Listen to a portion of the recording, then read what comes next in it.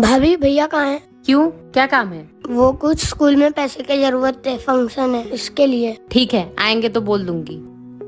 एक तो मर गए, ऊपर से मेरे सर पे बोझ छोड़ के गए हैं। पैसे दो, ये दो, वो दो। क्या हुआ? जब देखो तब पैसे मांगते रहता है। पैसे क्या पेड़ पे उगते हैं? ये पूरे घर की वसीयत है ना, जो सब आर्यन के नाम पे बाबूजी करके गए हैं। क्या बात कर रहे हो आप? और उससे तुम प्यार से बोला करो, प्यार से रहा करो। हाँ ठीक है। ठीक है, जो मांगे उसे दिया करो। ठीक है ठीक है, मैं अभी जाती हूँ उसके पास। हाँ, इसे क्या पता, सौतेला है फिर भी तो भाई है। आर्यन, ये लो पैसे।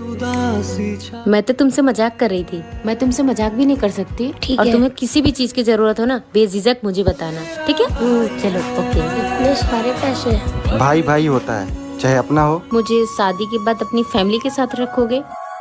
मेरा कहने का मतलब है कि मैं आपकी फैमिली के साथ नहीं रहना चाहती हूँ। हम दोनों अलग रहेंगे। देखिए, मैं ऐसा नहीं कर सकता। आपको मेरी फैमिली के साथ में ही रहना पड़ेगा। मैं पूरी जिंदगी अपने माँ बाप को नहीं छोड़ सकता। मैं ये शादी नहीं कर सकता, मुझे माफ कर दीजिए। अरे बाबा, आप नाराज क्यों हो रहे हो? मैं तो बस ट्राई कर रही हूँ। मेरा भी सपना है कि मैं ससुराल में अपने सास ससुर के साथ रहूँ। क्या आपको भी ज्वाइंट फैमिली? देवर जी, हाँ भाभी। मेरा बैग उतार दीजिए ना। क्यों? क्योंकि देवर जी, मैं 1 महीने के लिए अपने मायके जा रही हूँ। भाभी, अभी 10 दिन पहले ही आप मायके गई थी, क्या बार बार मायके जाती रहती हो? अरे नहीं देवर जी, ऐसी कोई बात नहीं है। वो मेरे भाभी की बेटी का मुंडन है, उसीलिए जा रही हूँ। गजब का हाल है भाभी, जब देखो तो मुंह उठा के चली जाती हो मायके। हाँ बहू, सही बोल रहा है। और तुझे शर्म नहीं आता है? बार बार मुंह उठा के मायके चली जाती है। इसमें तेरा नहीं हमारा बेइज्जती होता है। आज के बाद तू मायके नहीं जाएगी, जब हम लोग बोलेंगे तभी जाएगी। चल जा अंदर। लेकिन माँ जी। लेकिन वगैरह कुछ नहीं, चुपचाप अंदर जा, काम कर। हंसते हंसते हम अरे छोटी, तू इतना हंस क्यों रही है? अरे दीदी क्या बताऊं, भाभी को जब देखो तब अपने मायके की ही पड़ी रहती है। और आज मैंने भाभी को बहुत सुनाया और यहाँ तक कि उनका मायके आना जाना भी बंद करवा दिया। अरे छोटी, उनके साथ ऐसा ही होना चाहिए था। जिंदगी से जंग।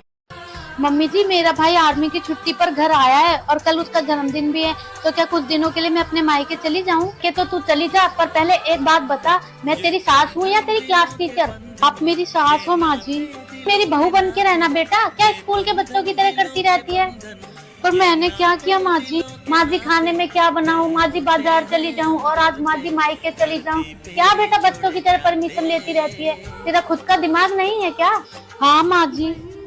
तो बेटा उसका यूज कर। अब तो 27 साल की हो गई है, कब तक यूं मुझसे पूछ पूछ कर चलती रहेगी? ठीक है माँ जी, तुझे खाने में क्या बनाना है, तुझे कुछ सामान लाना है, मम्मी के घर जाना है, ये तेरा खुद का फैसला होना चाहिए बेटा। खबरदार जो आज के बाद मुझसे छोटी छोटी बातें पूछी तो।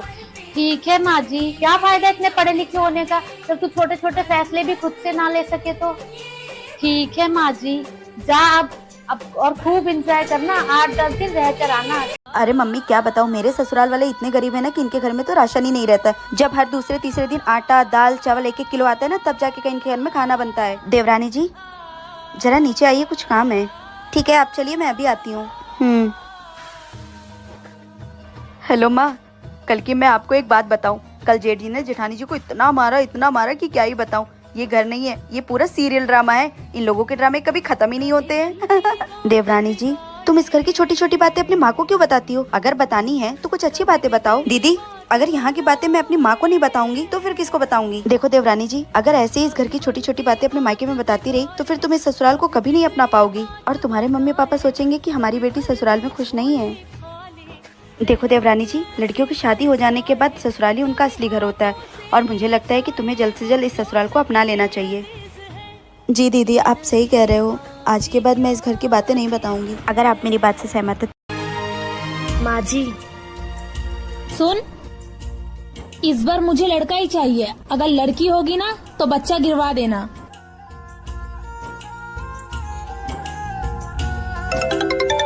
सुन, ये तेरा फोन बज रहा है, किसका फोन है? माँ जी डॉक्टर है।